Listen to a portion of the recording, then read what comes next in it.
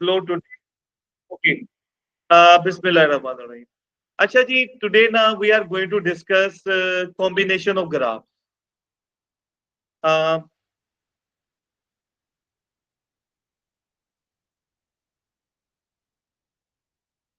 बेटा जी, कंसीडर ये हमारे पास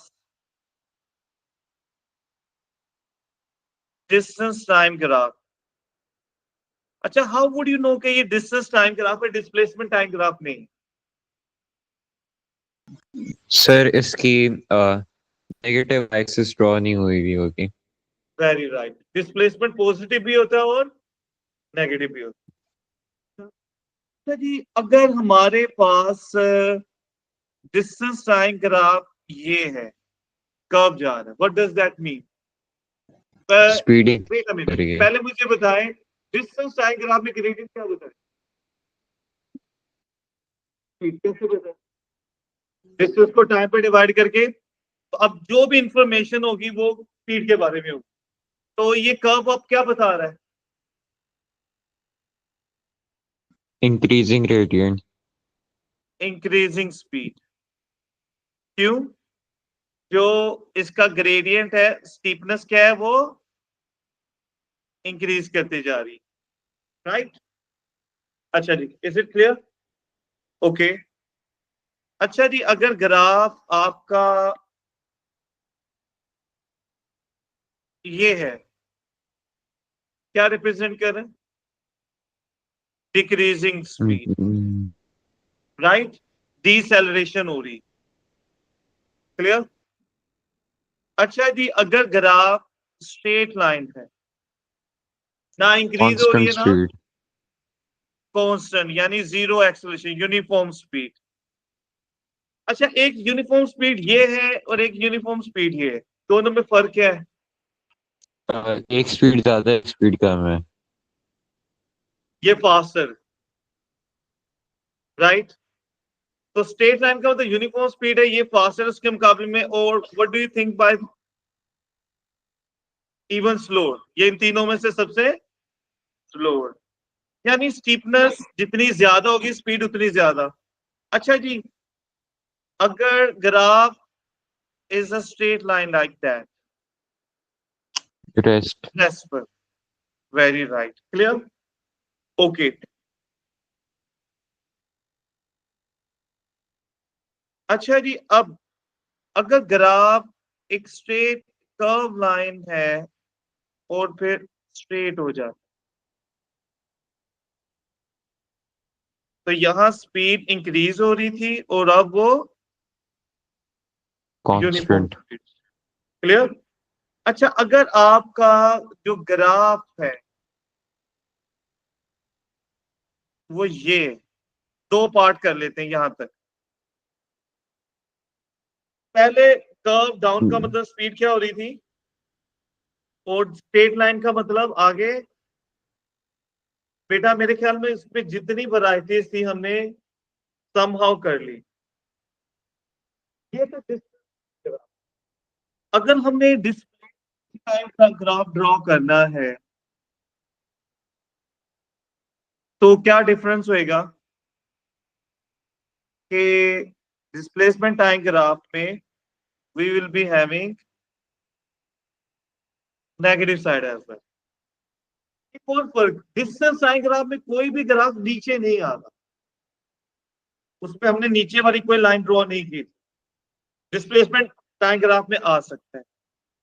now this is displacement time. अच्छा, डिस्प्लेसमेंट टाइम ग्राफ का ग्रेडियंट क्या बताएगा? वेलोसिटी. डिस्प्लेसमेंट को टाइम पे डिवाइड करके क्या आता है? वेलोसिटी. तो जहां जहां डिस्टेंस टाइम ग्राफ में हमने स्पीड का वर्ड यूज किया था, वहां वेलोसिटी आ गई. राइट.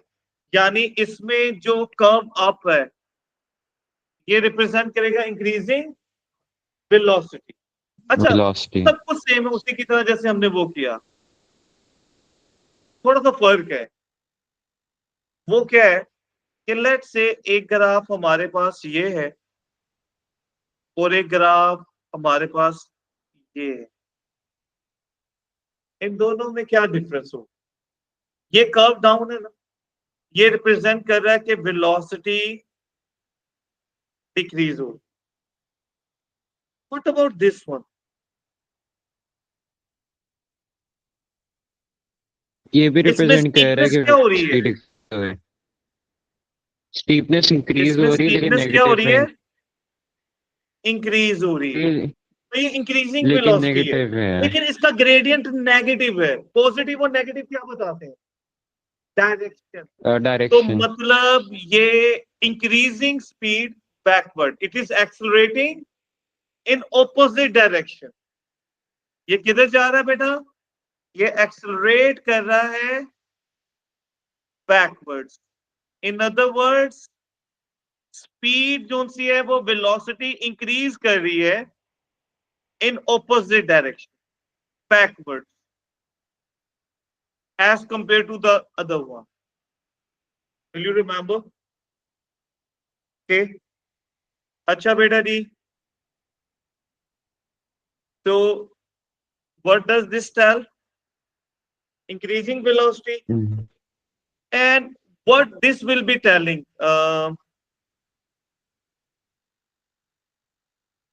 The second one. इसकी इंक्रीजिंग स्टीपनेस ये क्या भी हो रही है? इंक्रीज। कम हो रही है। दिस इज डिक्रीजिंग वेलोसिटी, डीसेलरेट हो रहा है, लेकिन इसका ग्रेडियंट नीचे की तरफ जा रहा है, वो नेगेटिव है। तो नेगेटिव का मतलब इन ऑपोजिट डायरेक्शन और क्लियर।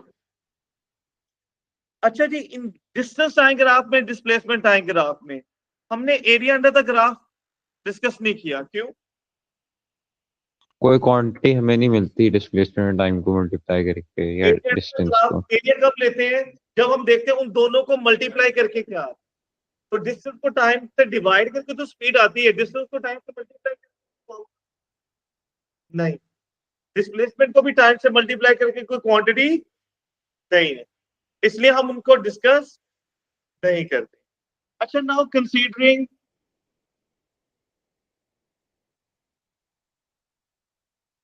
Speed time graph. अगर ये स्पीड टाइम ग्राफ है तो यहां मैंने गलती की हुई, नीचे negative Y axis draw negative की में हुई है। नहीं हो, राइट? अच्छा, स्पीड टाइम ग्राफ में ग्रेडियंट क्या बताएगा? वेरी राइट, जो इनको डिवाइड करके आए। एक्सेलरेशन। तो चेंज इन स्पीड, वेलोसिटी भी स्पीड ही होती है ना, स्पेसिफिक डायरेक्शन। एक्सेलरेशन होता है, right?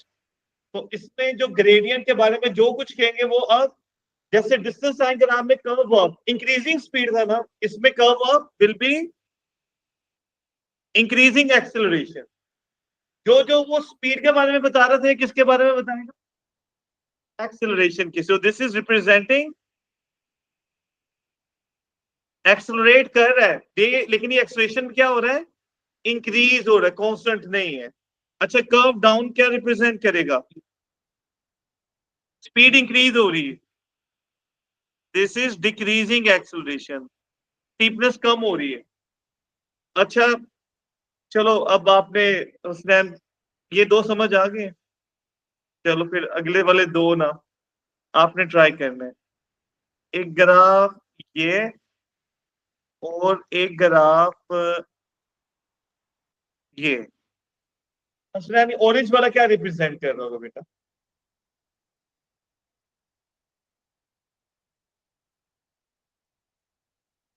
Very right, well answered. ठीक है, अब आपने चुप रहना है बेटा, उसको ट्राई कर लेना।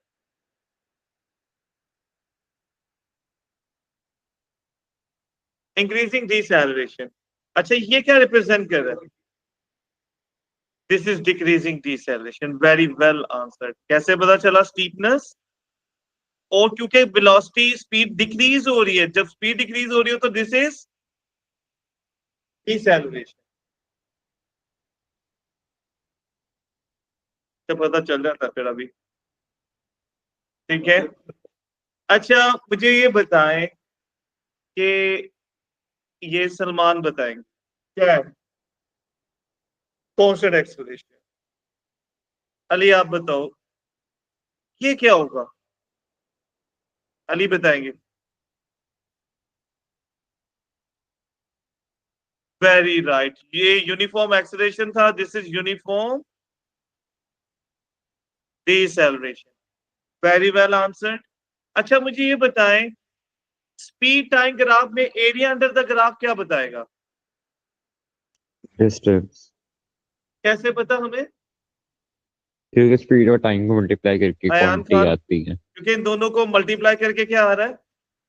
डिस्टेंस। अच्छा अयान खान बताएंगे। अयान ये ग्राफ है हमारे पास, इसमें एरिया अंडर द ग्राफ कैसे फाइंड करें? क्या फॉर्मूला लगाएंगे? क्या शेप बन रही है? Area under the graph is triangle, तो क्या फॉर्मूला लगाएंगे? ट्राइंगल का half into base into height. अच्छा अगर यही ग्राफ आपका एक स्ट्रेट लाइन होता, अयान अब हम एरिया अंडर द ग्राफ बताएगा क्या वैसे? यहाँ एरिया अंडर द ग्राफ क्या बताएगा? हाँ तो यहाँ एरिया अंडर द ग्राफ कैसे फाइंड करेंगे? एरिया अंडर द ग्राफ ये है ना, क्या शेप बना रहा है? स्क्वायर या rectangle, length into breadth, right? बड़ा स्लो स्लो बता रहे हो। अच्छा हालांकि आंसर आधा लिखा हुआ था। अच्छा जी, अगर हमारे पास ग्राफ, जी Hasnain, area under the graph क्या बताएगा? डिस्टेंस बताएगा। अब इसके लिए क्या फॉर्मूला लगाओगे आप?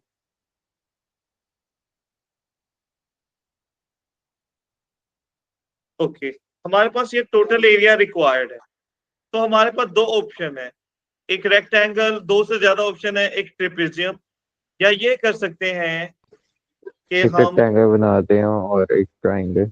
एक पूरी रेक्टेंगल ले लें और वो ट्राइंगल। मुश्किल फॉर्मूला की तरफ। हाँ जी, हमने area under the graph find कर। ओके अच्छा जी, मनीम आपने ट्राई करना है बेटा। यहाँ वैल्यूज गिवन है, ये वैल्यू 10 है और ये वाली वैल्यू 20। अच्छा जी, दिस इज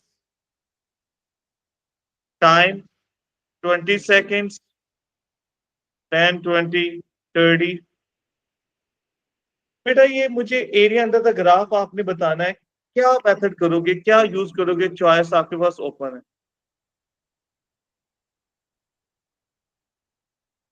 रेक्टेंगल, रेक्टेंगल का, रेक्टेंगल का ये वैल्यूज आपको गिवन है, क्या है?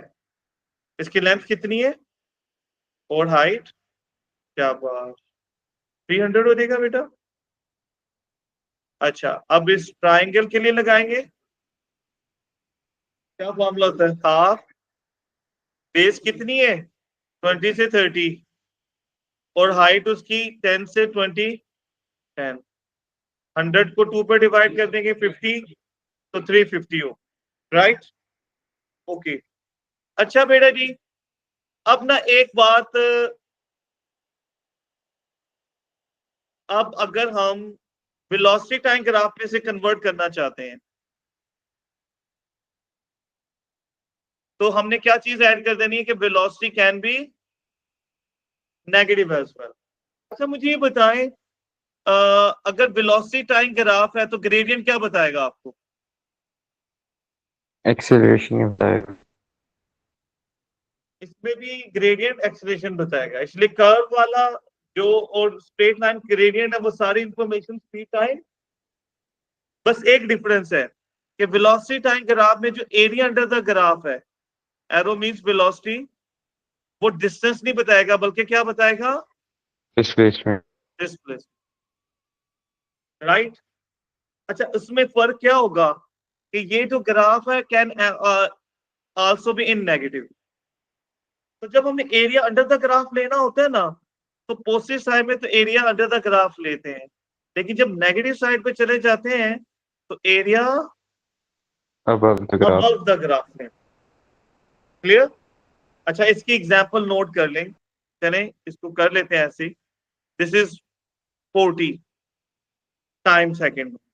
अगर हमने यहां एरिया लेना है, बेटा आप बताओगे क्या फॉर्मूला लगाएंगे ये एरिया अंडर द ग्राफ के लिए? वैल्यूज नंबर में बताएं। क्या बात, वो वैल्यूज मुझे बताएगी। इसकी कितनी है, बेस कितनी है इसकी?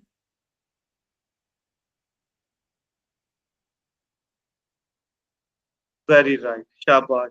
ये मुझसे बनाने में फर्क आ गया, but you have done it correct. अच्छा, ये हमारे पास आंसर आ जाएगा 150। इसकी यूनिट क्या होगी? कोई बोलेगा नहीं, प्लीज आप। Very right, metre. अच्छा, अब ये 30 से 40 तक बेस है। इसकी हाइट को सपोज कर लेते हैं -10। इसमें जब एरिया अंडर द ग्राफ लेंगे तो इसकी बेस भी 10 है।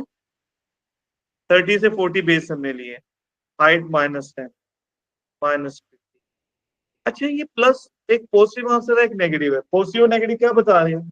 Positive tense it has move forward, negative अगर आपसे पूछा जाए इस पूरी सिचुएशन में डिस्टेंस कितना कवर हुआ, तो 200। डिस्टेंस में हम दोनों को पॉजिटिव लेते हैं, 200।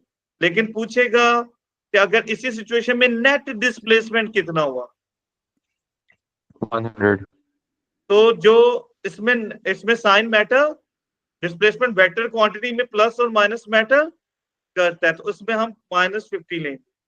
माइनस बता रहे बैकवर्ड आया, राइट। तो आंसर विल बी, यानी फॉर सेम सिचुएशन डिस्टेंस की वैल्यू कुछ और है, डिस्प्लेसमेंट की क्यों? डिस्प्लेसमेंट में डायरेक्शन मैटर करती। बेटा ये मैंने रिकॉर्डेड में शेयर किए थे। आई वुड सजेस्ट कि ना, अगर किसी ने कल वाले लेसन नहीं देखे, वो नोट ना कर ले, देख ले एटलीस्ट। उसके ये सारे पॉइंट्स रिपीट हो जाएंगे, अभी तक मैंने वो रिपीट किए हैं। इसके बाद ना, अब हम सब ग्राफ का कॉम्बिनेशन करने लगे। रेडी? हमने ये जितने ग्राफ पढ़े हैं ना, और जो अब हम पढ़ने लगे, आपने उसको अंडर एस्टिमेट नहीं करना, क्योंकि उनमें से कुछ ऐसे हैं जो पास पेपर में आए हुए हैं। तो सब ग्राफ को कंबाइन करने लगे।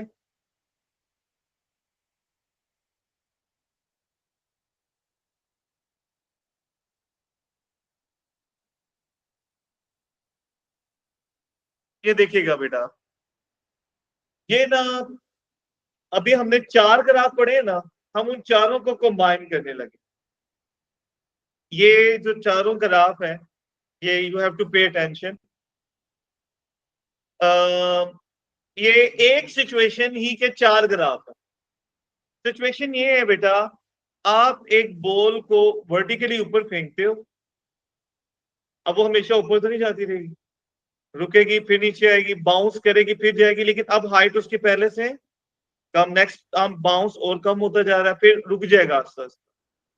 बस हम इसके 2 बाउंसेस तक को देख रहे हैं, यानी 3 मरतबा जो वो एयर में ट्रेवल करेगी, हम उस मूवमेंट को देख रहे हैं। सबसे पहला ग्राफ डिस्प्लेसमेंट टाइम ग्राफ है। अच्छा, यहाँ 2 निशानी है। वो क्या निशानी है जिससे पता चल रहा है कि ये डिस्टेंस टाइम ग्राफ नहीं है, ये डिस्प्लेसमेंट टाइम ग्राफ? एक तो नेगेटिव में है, um, दूसरी निशानी कोई सही और एक बच्चा कम हो रहा बताएगा। है, और एक कम हो रहा है, डिस्टेंस कभी भी कम नहीं हो ये सकता, डिस्प्लेसमेंट कवर हो नीचे भी जाए। आ रहा है, डिस्टेंस कभी नीचे नहीं आता, ये याद रखना। मैंने कल भी आपको डिस्कस किया था कि आपकी गाड़ी बताती है ना कितना डिस्टेंस, कितना माइलेज आपने किया है। आप गाड़ी रिवर्स में चलाओ तो तब भी वो माइलेज मीटर इंक्रीज ही करेगा, वो पीछे को नहीं आएगा, राइट।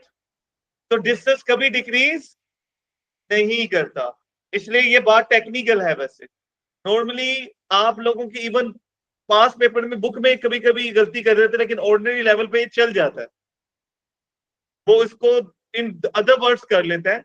ये जो नीचे आता है ये डिस्प्लेसमेंट टाइम ग्राफ है, डिस्टेंस टाइम ग्राफ नीचे। अच्छा, अब ना ऑब्जेक्ट पहले बाउंस करता है,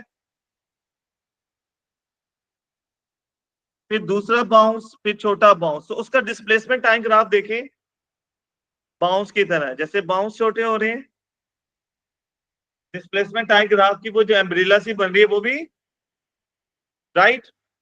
अच्छा, आपने एक बात नोट करना, जरा इसको थोड़ा डिटेल में करते हैं। वो ये है कि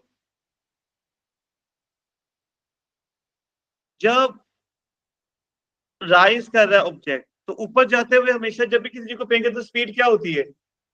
डिक्रीज होती है। ऊपर जाते हुए फिर आस्ता आस्ता रुक जाता है, तो ऊपर जाते हुए स्पीड डिक्रीज हो रही। कैसे पता चल रहा है? कर्व्ड डाउनवर्ड, स्पीड डिक्रीज हो रही है। अच्छा, यहां आकर स्पीड क्या हो गई है? ऑलमोस्ट एक लम्हे के लिए हॉरिजॉन्टल हो जाती है, स्टीपनेस क्या हो जाती है?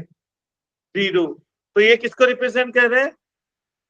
जीरो स्पीड पे कब होते हैं? When we are at over highest position, right. तो at this point speed zero है, and what does that mean? We are at highest position, right. अच्छा, फिर हाईएस्ट पोजीशन पे जाने के बाद अब वो ऊपर ही जाएगा, क्या करेगा ग्राफ?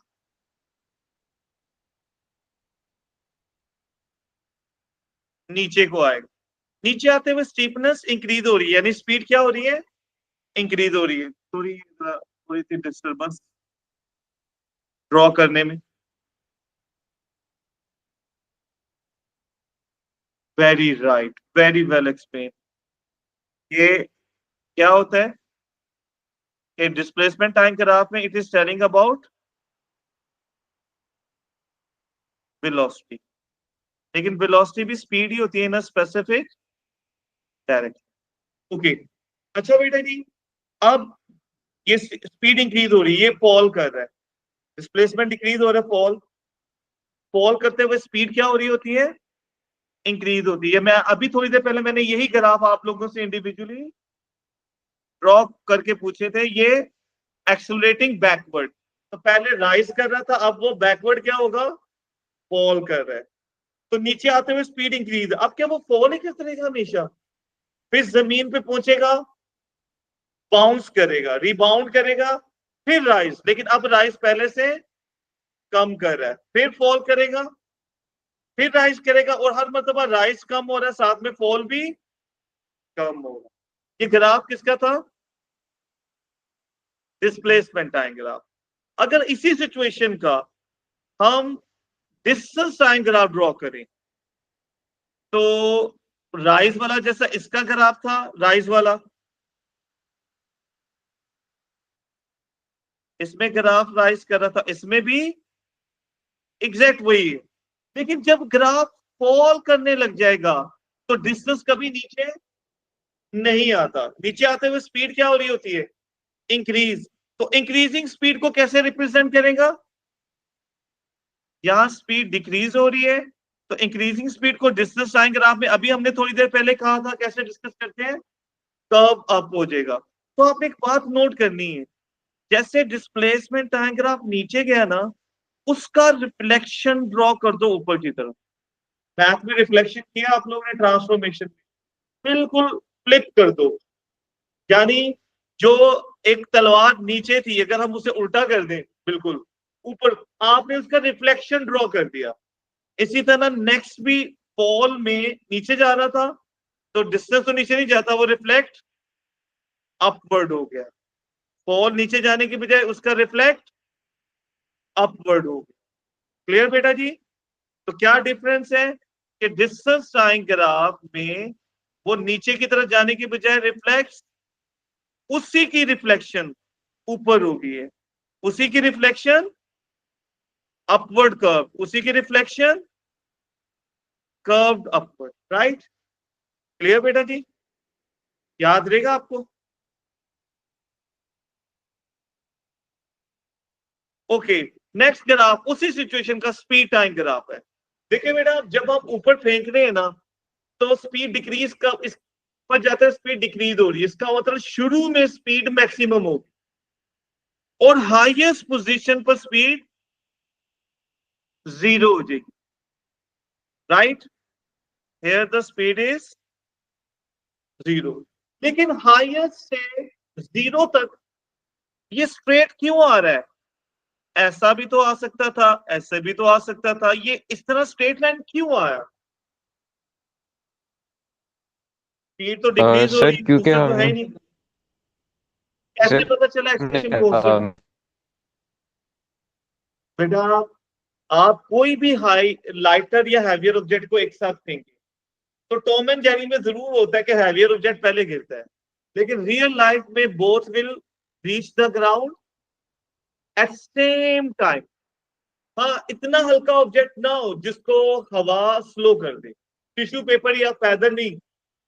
अगर आप दो पेन ले लें, right, this is a good choice, right, तो आप कोई भी हैवियर लाइटर, मैं नॉर्मली क्लास में डस्टर और मार्कर को गिराकर बताया करता था, और वो दोनों एक साथ गिरते हैं। हाँ, इतना हल्का ऑब्जेक्ट ना हो जिसको एयर स्लो कर दे, तो सबका एक्सेलरेशन सेम होता है। वो कितना होता है? ग्रेविटेशनल एक्सेलरेशन स्मॉल जी, इसकी वैल्यू कितनी होती है? 8 मीटर पर 9.81। सेकेंड से। और अगर पुराने सिलेबस में उसको क्या कहते थे? 10 मीटर पर सेकेंड स्क्वायर। अच्छा, अब मैंने किसी से सुना है कि रिवर्टिंग बैक टू 10 मीटर पर सेकेंड, किसी ने टीचर से सुना है? नहीं। नहीं सर, चलो, मेरे इसका ख्याल से मतलब वो अथेंटिक 9.8 नहीं। ही है। पेपर के बेटा स्टार्ट में इन्हें ये 9.8 ही लिखा हुआ है आजकल। एट द एंड आप लोग ये मत समझे कि वो हमेशा शुरू में बताते। सम टाइम ए लेवल में पिछले साल उन्होंने इलेक्ट्रिक फील्ड की और ग्रेविटेशन फील्ड की डेफिनेशन चेंज कर, वेरी नियर द एग्जाम जाके हमें पता चला। ठीक है, तो मैं इसलिए कह रहा था कि चले, कुछ र्यूमर्स होती है, सम टाइम कंफर्म होती है या नहीं, तो एक से ज्यादा मर्तबा अगर जगहों पर सुने तो इसका मतलब कंफर्म चांसेस है। तो अभी 9.8 जेन में रखें तो एक्सलेशन यूनिफॉर्म होता है कितना? 9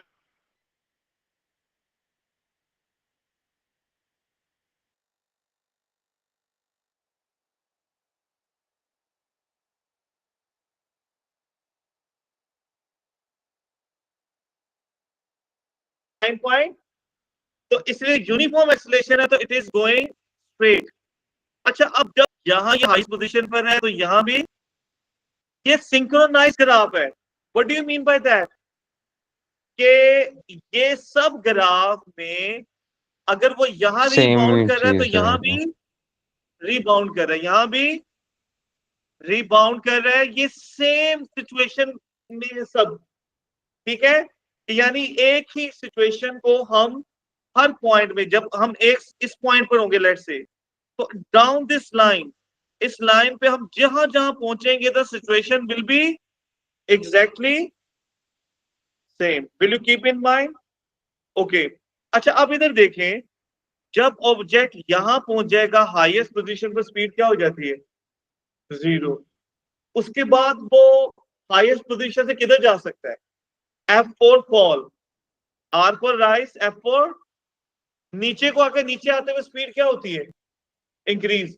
तो एक्चुअल में जिस हाइट से वो उसने लेफ्ट किया था, एग्जैक्ट वही उसी लेवल पर नीचे पहुंचते हुए लोएस्ट पोजीशन पर उसकी स्पीड में बिकम्स एग्जैक्टली सेम।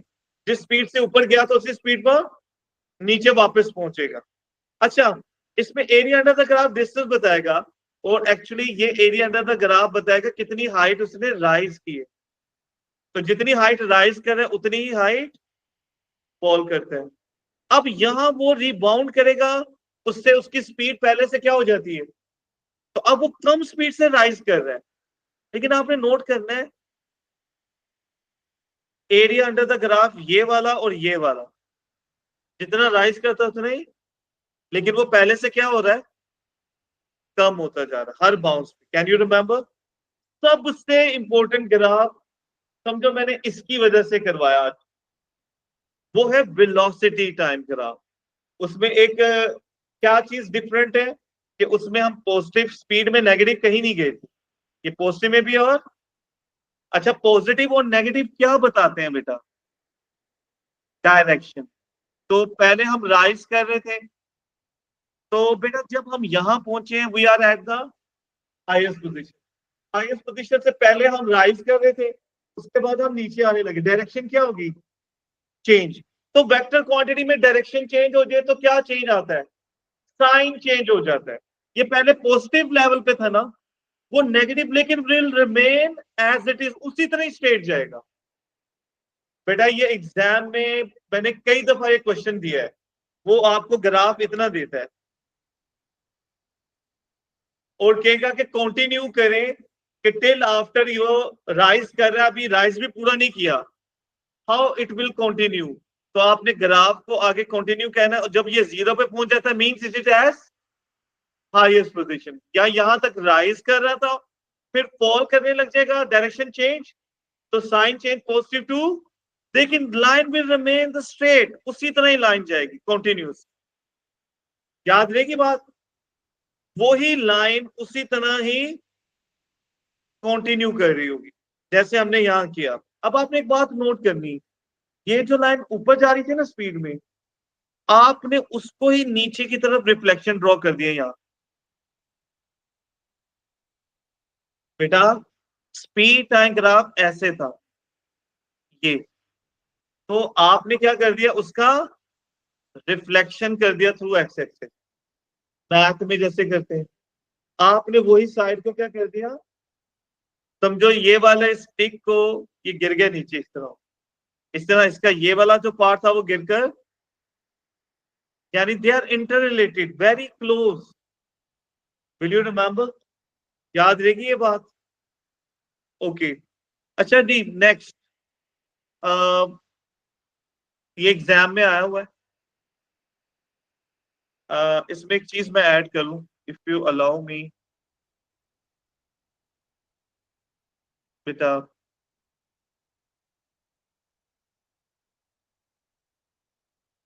अच्छा आ गया बेटा जी, ये हमारे पास स्पीड टाइम ग्राफ है, उसको हमने कन्वर्ट करना है इनटू डिस्टेंस टाइम ग्राफ। तो क्या क्या डिफरेंस होएगा, कैसे करेंगे आप? शुरू में स्पीड क्या हो रही है, इंक्रीज हो रही है स्पीड, तो डिस्टेंस टाइम ग्राफ में इंक्रीजिंग स्पीड को कैसे रिप्रेजेंट करेंगे, कर्व अप, ऐसे ही। यहां स्पीड होगी है यूनिफॉर्म, तो डिस्टेंस टाइम ग्राफ में यूनिफॉर्म स्पीड को कैसे रिप्रेजेंट करते, स्ट्रेट लाइन, राइट। फिर स्पीड डिक्रीज हो रही है, डिक्रीज स्पीड को हम कैसे रिप्रेजेंट करते हैं, कर्व डाउनवर्ड। फिर आगे स्पीड 0 हो जाती है, बेटा 0 स्पीड को कैसे रिप्रेजेंट करते हो, स्ट्रेट लाइन, कांस्टेंट जो होती है horizontal. Horizontal line. Will you remember, याद रहेगा बेटा आपको?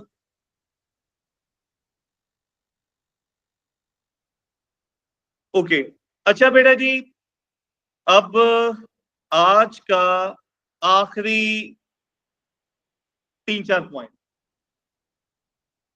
यस सॉरी बेटा जी, कोई भी ऑब्जेक्ट अभी हमने थोड़ी देर पहले ड्रॉ किया, अगर वो फॉल कर रहा है और उसमें कोई एयर का इफेक्ट नहीं हो रहा हो, जैसे अभी मैंने कहा था कि कोई पेपर या फैदर ना फेंके, तो एक जितना मर्जी हैवी ऑब्जेक्ट हो, जितना मर्जी लाइटर, एक साथ फेंके तो they will reach the ground at same time with same speed, और their acceleration will be same, और वो कितना होता है, तो कोई भी चीज जो फॉल कर रही हो और उसमें एयर का इफेक्ट नहीं हो रहा हो, तो उसका फॉलिंग का ग्राफ क्या होगा, नीचे आते हुए स्पीड इंक्रीज हो रही है, स्ट्रेट लाइन। स्ट्रेट लाइन का मतलब एक्सेलरेशन यूनिफॉर्म है, और वो कितना है, 9.81। अच्छा बेटा, ऐसा वैसे कैसे पॉसिबल है कि एक ऑब्जेक्ट फॉल कर रहा हो और उस पर एयर का इफेक्ट ही ना हो? वो तब है जब object is falling through the, या वो ऑब्जेक्ट इज स्ट्रीमलाइंड ऑब्जेक्ट। बेटा स्ट्रीमलाइन में निग्लिजिबल कह ले, कम होता है, 100% खत्म नहीं होता, लेकिन हाँ अगर स्ट्रीमलाइंड ऑब्जेक्ट है इतनी हाइट है, जैसे नॉर्मल हम इस पर एयर का इफेक्ट ऑलमोस्ट, लेकिन बहुत हाई पॉइंट से फेंके ना, तो स्ट्रीमलाइन ऑब्जेक्ट को भी, क्योंकि एयर जितनी स्पीड इंक्रीज हो जाती एयर का इफेक्ट उतना ज्यादा, तो तब वो निग्लिजिबल नहीं रहता। लेकिन नॉर्मल हाइट्स हैं 2 मीटर, लाइक यहां पर कोई स्ट्रीमलाइन ऑब्जेक्ट मार्कर है, कोई बॉल बेरिंग है, तो उसके ऊपर वाकई एयर का इफेक्ट ऑलमोस्ट निग्लिजिबल। लेकिन ये तो था जब कोई ऑब्जेक्ट वैक्यूम में विदाउट एयर इफेक्ट फॉल कर रहा है। लेकिन अगर कोई सर ऑब्जेक्ट, अगर फॉर एग्जांपल बहुत कम हाइट हो, जैसे अगर हम नॉर्मली बैठ के कोई चीज गिरा दें कैसी भी शेप हो, तब भी वो सेम ही टाइम में गिरेगी, क्योंकि तब तक तो जो ग्रेविटेशन एक्सीलरेशन उसको उसका टाइम ही नहीं एक लगेगा heavier object, एक रेजिस्टेंस का। lighter object है, they will fall with the same acceleration, speed and time, reach the ground, right? अच्छा जी, तो what we were talking about कि अगर कोई ऑब्जेक्ट विदाउट एयर जा रहा है तो उसका ग्राफ ये है, लेकिन विद एयर इफेक्ट उसका ग्राफ स्ट्रेट नहीं होगा, वो हमेशा ऐसे हो जाएगा। अगर if it falling with the effect of air. अच्छा, एयर के इफेक्ट को हम क्या कहते हैं? Air resistance. Air resistance is which type of force, ये हम डिस्कस करेंगे। इन ड्रैग कहते हैं। एक बात बताऊं, जैसा इफेक्ट एयर करती है वैसा इफेक्ट भी वाटर, फ्लूइड, कोई भी लिक्विड, तो एयर गैस है, वाटर लिक्विड है। अगर हमने लिक्विड और गैस दोनों को एक वर्ड से रिप्रेजेंट करना है तो वो फ्लूइड है। तो कोई भी फ्लूइड जो अपोजिंग फोर्स लगाती है, ग्राफ इस तरह ही होगा, राइट? अच्छा, ये वाला जो ग्राफ है ये समझना आप लोग सब। ये अगर दो ग्राफ हम समझ लें, आज ये कंप्लीट करना हमने, थोड़ा सा you have to hold on. अगर कोई भी ऑब्जेक्ट शुरू में फॉल करने लगता है तो लेट मी ड्रॉ। ये ये वाला ग्राफ कब बनता है? जब कोई एयर का इफेक्ट, लेकिन जब एयर का इफेक्ट हो तो ग्राफ इस तरह हो जाता है। यानी शुरू में आपने नोट करना उसके पैरेलल ही होता है। क्यों? शुरू में स्पीड कम होती, जीरो स्पीड से फॉल करना शुरू करता है, राइट? तो क्योंकि air resistance depends upon speed, surface area and fluid density, कि स्पीड के साथ इंक्रीज करती है एयर रेजिस्टेंस। तो शुरू में स्पीड कम होती है, अभी आस्ता आस्ता इंक्रीज हो रही है, ऊपर की तरफ जा रहा है ग्राफ, मतलब स्पीड क्या हो रही है? इंक्रीज। तो शुरू में उसका बिहेवियर, एयर वाला और विदाउट एयर दोनों का, शुरू का यहां तक पार्ट ऑलमोस्ट सेम। यानी स्टार्टिंग पॉइंट पर जब स्पीड जीरो के करीब करीब है, तो एक ऐसा ऑब्जेक्ट जो फॉल कर रहा है विद एयर और विदाउट एयर, दोनों का एक्सेलरेशन क्या होगा? ग्रेविटेशनल एक्सेलरेशन, यानी 9.8 मीटर पर सेकेंड, राइट? तो बेटा ये बात आपने जहन में रखनी है, ये कि जब भी कोई ऑब्जेक्ट, देखो शुरू में ऑलमोस्ट स्ट्रेट लाइन ही है ना ग्राफ, तो दिस टेल्स कि कोई भी ग्राफ अगर विद एयर जा रहा है तो स्टार्टिंग पॉइंट पे स्पीड चाहे जीरो, एक्सेलरेशन उसका भी 9.8 मीटर पर सेकेंड। क्लियर? अच्छा, यहाँ किसी बच्चे के जेहन में आ सकता है कि जब स्पीड जीरो हो तो एक्सेलरेशन जीरो क्यों नहीं है? उसकी रीजन दोबारा कॉमन सेंस में जाए। अगर आपको ड्राइविंग आती है तो पहले हम एक्सेलरेटर पुश करते हैं, accelerator gives acceleration, acceleration comes from accelerator. बेटा जो मैंने एक्सेलरेशन का रिकॉर्डिंग लेसन शेयर किया है ना, उसे आप कम से कम देख लें। एक्सेलरेशन बहुत डिटेल में मैंने इसमें discuss. Acceleration comes from accelerator. Bike में वो हाथ से घुमाते हैं, गाड़ी में तो पहले हमेशा एक्सेलरेशन देते हैं, फिर गाड़ी चलती है, स्पीड आती है, राइट? हमेशा एक्सेलरेशन पहले आता है, फिर स्पीड जीरो से इंक्रीज कर। क्लियर?